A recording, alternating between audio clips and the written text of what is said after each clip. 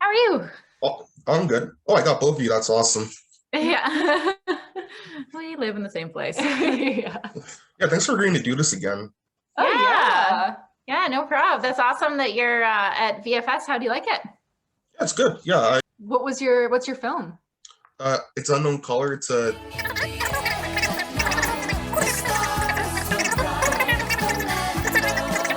I think I wrote it better than I'm describing it.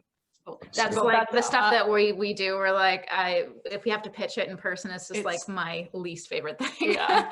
I can't stand Oh, it. but that's actually something that guys are really good at because I saw your pitch for the Crazy Eights. Oh yeah. I'm Kailey Spear. And I'm Sam Spear. Our film is about an AI nanny called Cece. When Cece attacks her employer, The mother of the child she's taking care of. then an investigative team must determine what caused the attack. We love sci-fi, but often female directors are overlooked for the genre jobs. But Crazy Eights would give us the opportunity to show that we can do it well. Thank you so much for your consideration. Thank you. Yeah, with that one, it's because we got to do it in video and then like write it out before and cut it together. Then it's a little bit easier when When you you're make a like video. prepped for it. Yeah. Or you're like, okay, I'm writing my script for it. But then like, yeah, if somebody asks us to just be like, quick, give me your pitch right now. Yeah. Like something that you're working on. It's like, oh, well, and then it gets all scattered. So we definitely need like, when we're pitching something, like some time to figure out how to condense it and be able to articulate it well. Yeah. This could be disastrous for our head office is on it. Let me see her. This is the best programmer we have. She's doing a scan right now. I don't know. This has never happened before, so we're just. Is this it? I actually came prepared with like 10 questions.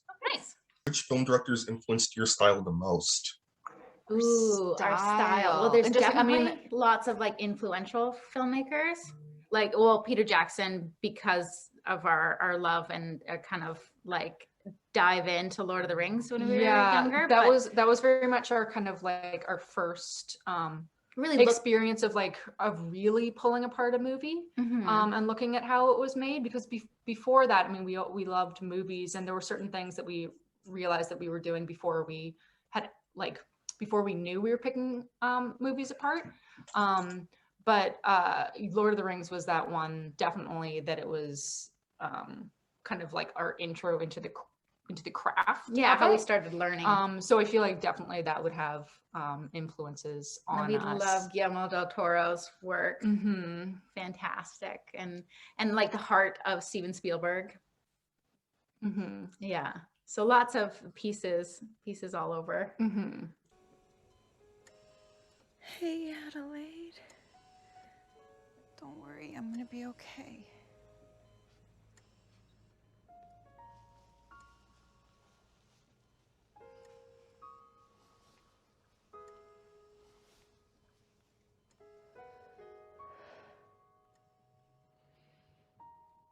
What's it like being part of a directing team?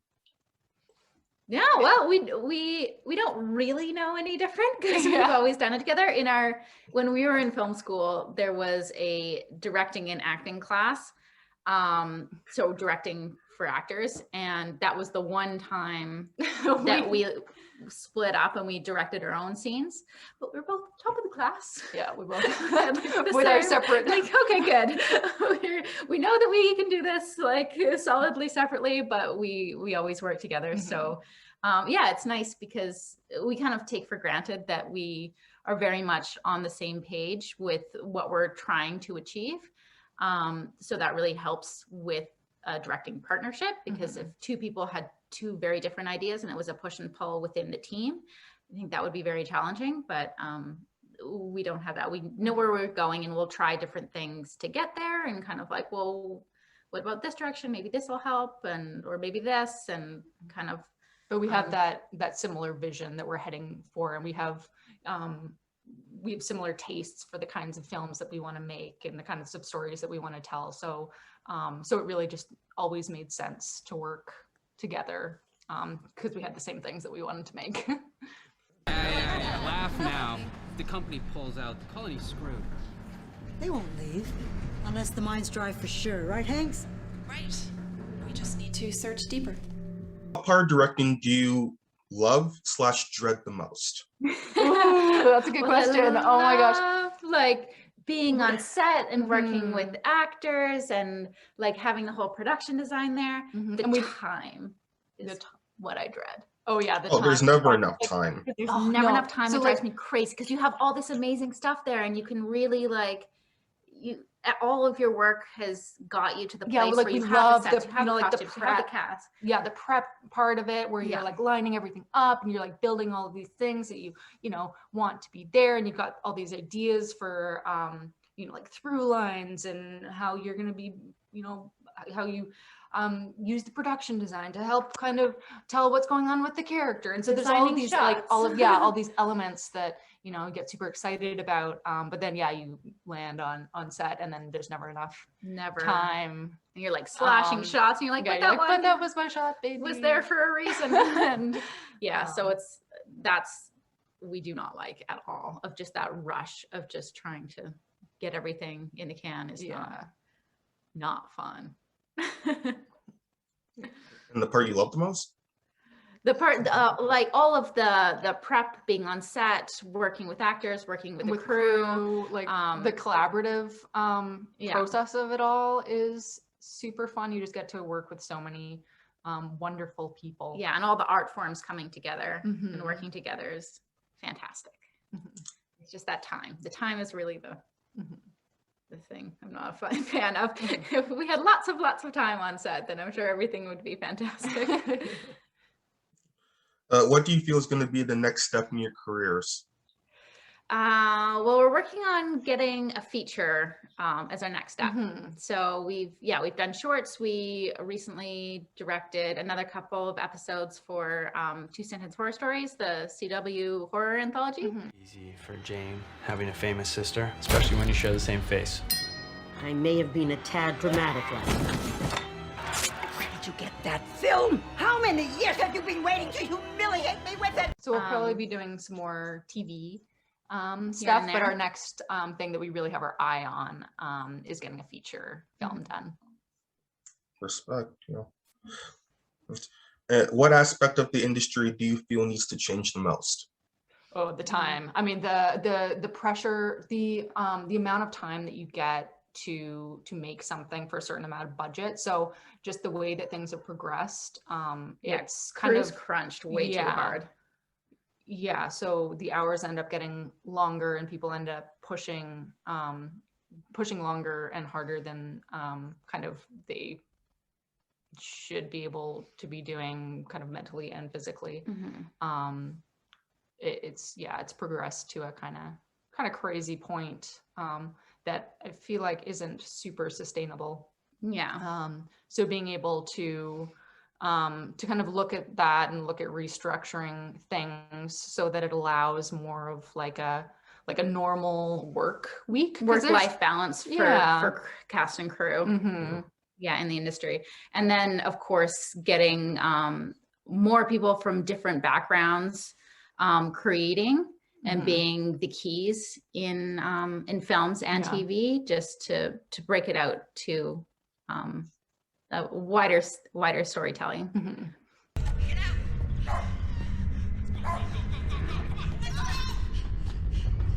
Lorraine, what happened?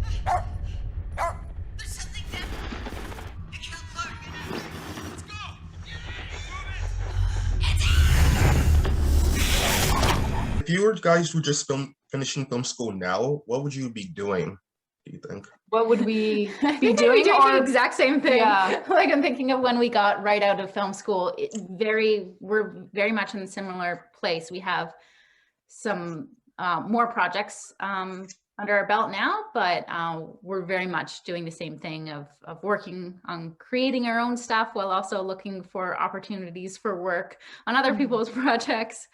So yeah, I think writing is the key thing. Yeah, that's what I was about to say. Like if we're kind of recommending of what to be doing to people coming out of film school, definitely writing. Like if you want to be making your own stuff. if you want to be, I mean, yeah, because if you're going into crew, there's definitely other things you could be doing. But if you're wanting to, like being, even if you want to direct or kind kind of be in the position of being able to push forward your own projects, writing is, we found, definitely the best way to kind of get in the room and get seen and have something of your own that then you can have control over. Yeah, and so people can get a better sense of who you are and what your voice is.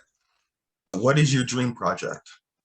We We have lots of dream we projects. got a lot, but one that has been a dream for years. So yeah, we have a lot, but this is like the most kind of like long-term one that's been hanging around for the longest is a Hamlet adaptation for film. Hamlet. So it's one that it's set in a kind of, it's using the contemporary Shakespearean language, but it's set in a modern kind of almost like fictitious state of Denmark, where the royals have the power of like fame or celebrity status, and our Hamlet is a young female royal in this environment. And yeah, so that's one that we actually right out of film school, because we've known that we've wanted to do this film for so long. So modern times, is it kind of like that Romeo plus Juliet film by yeah. So it's got like a modern vibe to it. A lot darker than the Romeo and Juliet was, like lots of color and intrigue and like passion and quick moving. Our Hamlet will be very like full of passion, but also like dark. There's the ghost. It's a ghost like thriller. Yeah. Oh, okay. Drama. Yeah, but modern in the like very media centric, sleek modern palace. Yeah, with and it is energetic too. Like Romeo and Juliet had that energy to it. And with Hamlet, because Hamlet can easily go into more of a moody, broody, but ours is well, I mean, it's got its mood to it, but we're adding a bit more of that kind of like energy and movement to it as well. Yeah. So it's a big budget one, but it's a big dream. And yeah, because we knew that we had wanted to do this for so long, right out of film school.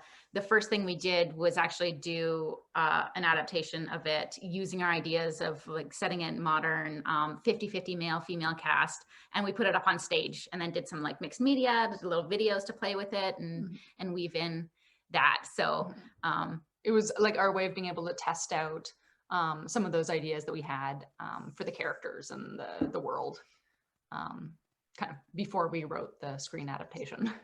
Wow. Yeah. Is it going to be 4 hours long like the Kenneth Brown version? No, I mean, we love Kenneth's version, but we actually cut down our screenplay to, what is it? We want it to be under 3 hours. Yeah. I think it's like 120 pages. Yeah.